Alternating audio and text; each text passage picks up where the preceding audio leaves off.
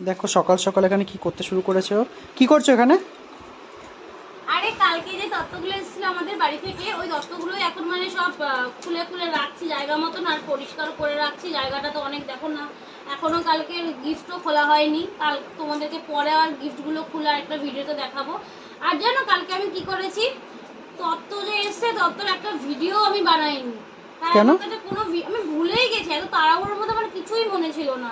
তো এখন যাই তত্ত্বগুলো খুলছি, আর বাদ বাকি তত্ত্ব তো কালকে এই থালা বাসনের তত্ত্ব, স্যারেলাক এসেছিল, আবার স্যারেলাক শেষ হয়ে গেছিলো, ওখানে খাওয়াতে হবে তাই ওখান থেকে খুলে নিয়েছি।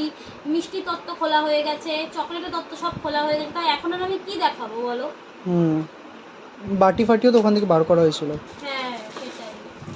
আর এই যে এটা হচ্ছে, এখানে ছিল ওর স্নানের তাওয়ালটা ছিল, আর কিছু বিপস ছিল, আর এই সাবান, shampoo, brush, Colgate, cream, powder এগুলো ছিল একটা তত্ত্বেতে।